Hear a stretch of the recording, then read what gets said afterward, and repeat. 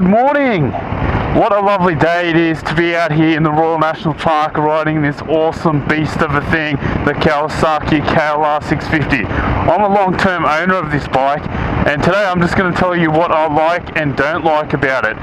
The purpose of this video is not so much to focus on the specs, but to give you an owner's review and an honest owner's opinion of the bike.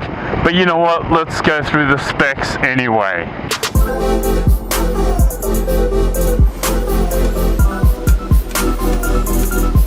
So first things first, obviously the look of the bike. Honestly, I think it looks amazing. Just look at that amazing camo color on it. Limited edition, which just blends into its surrounding environment. Obviously, it's meant for motorcycle adventure. It's meant for motorcycle camping.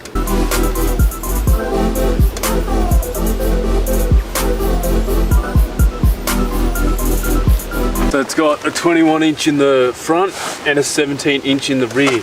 Great for ground clearance, this one. Totally great off-road performance on this thing. And obviously the disadvantage of that is I'm 6'1". Oh.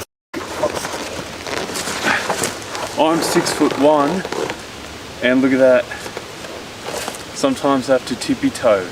Although I know I look fat as today, but I'm wearing like 3 layers of clothes. So with advantages come disadvantages.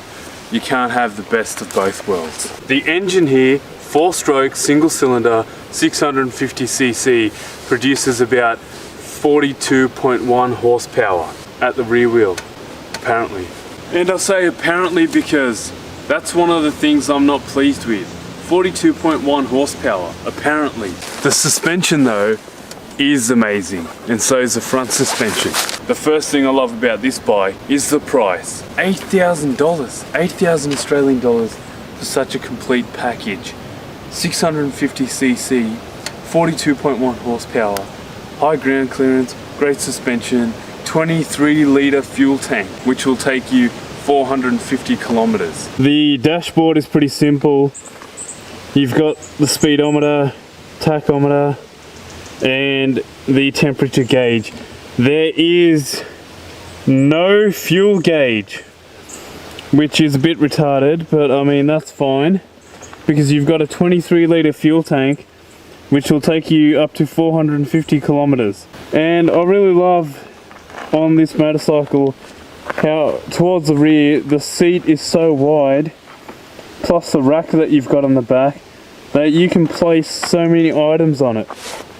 In this case, I've got my soft saddlebags just thrown over the rear seat, and on here I will generally strap down an additional bag using bungee cords, or you can even get a tail bag or a top bag or whatever they call it. This motorcycle is basically a mule, or as my dad likes to call it, it's a camel, because it looks like a camel. Hang on. Good morning.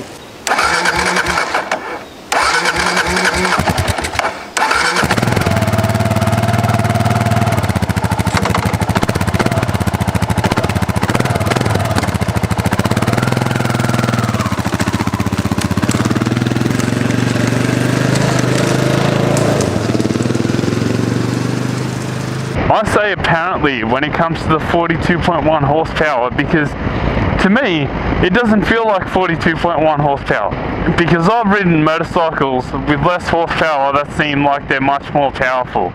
Now, I'm not talking about brake horsepower, I'm talking about horsepower. That is horsepower at the rear wheel.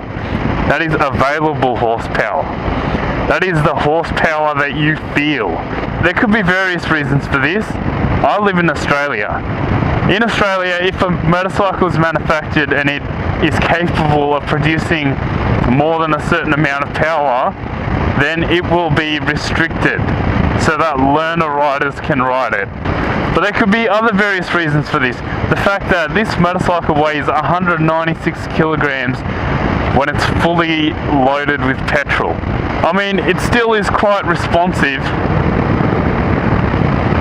As you can see, the torque is readily available at the lower RPM ranges, and this allows you to climb up hills, climb up mountains, climb up all sorts of off-road and troubling terrain.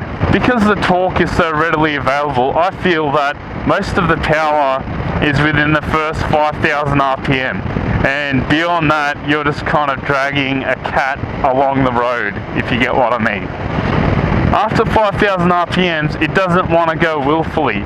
It kind of just goes and then drags it out, and that's one of the turn-offs of this bike for me.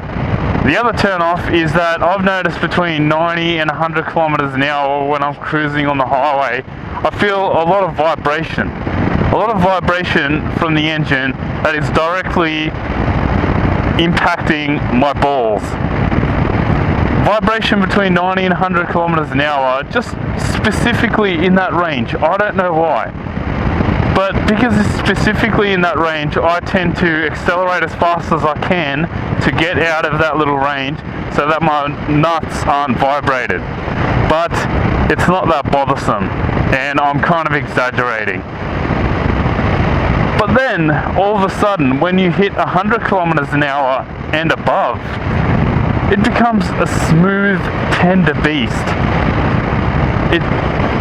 It goes from being a camel-looking motorcycle, something that looks like a camel, to being this soft little bear that can easily cruise at 110 kilometers an hour on the highway.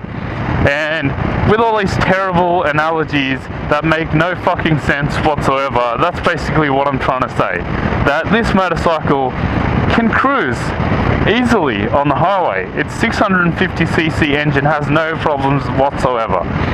In fact, you can get it up to 140 or even above, 160 maybe. I've never personally gone that fast. I've just seen other YouTubers do it on their motorcycle videos. Personally, I would not be stupid to break the law like that. I'm a law-abiding citizen. One thing I really regret that it doesn't have a sixth gear. Now, I would love to be able to cruise at less than 4,000 RPM on the highway. The problem is, when you're cruising at 4,000 RPM, if you had just had a sixth gear, you could save some fuel there and increase the mileage on this thing. Because although it has a 23 litre fuel tank, it only gets 450 kilometers, which more realistically is about 400 kilometers. But I'm not too fussed about that. 400 kilometers is great. But a lot of people that are forking out the money for 23 litres worth of petrol might not be happy with 400 kilometers. Personally, I don't give a shit, because I'm loaded, bro. Fucking loaded by YouTube, bro. YouTube dollars. YouTube dollars pay for this shit. No, not really. I make like 50 cents a video, but still, I can pretend. So the really cool thing about the tires on this thing is that it comes with tires that are adapted for 70% on-road, 30% off-road. So you can have the best of both worlds. And you know what? For cornering, the tires aren't too bad. Okay, so I think I've bashed on this bike long enough. Let's talk about what I love about this bike. So, I love the seat.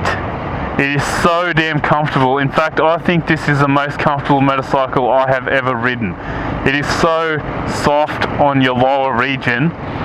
So the comfort of this motorcycle is amazing.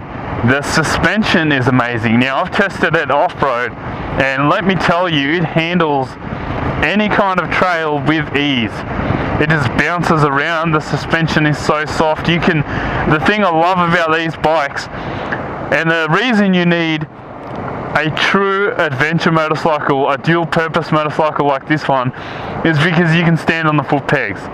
Now, I mean, what else is better than that? Your ass hurts, so you just stand up on the foot pegs, and then you've got nothing to worry about. The road's bumpy, you just stand up on the foot pegs, and you've got nothing to worry about. The motorcycle's vibrating between 90 and 100 kilometers, and your nuts are getting vibrated around, you just stand up on the foot pegs. No dramas. And you know what? Even though I dissed the power is actually not too bad. It beats my Ninja 250, and I bet it'll probably keep up with a Ninja 300. So that's not too bad for a single cylinder adventure bike that is not meant for racing. thing I love about this is that, just notice, so now I'm going uphill. I've got like the minimal throttle on, and it's just pulling me up the hill like a tractor. It has no problems. It doesn't need to rev high to get up this hill. The lowest amount of revs will give it enough torque to get up this hill. It is a freaking tractor, bro.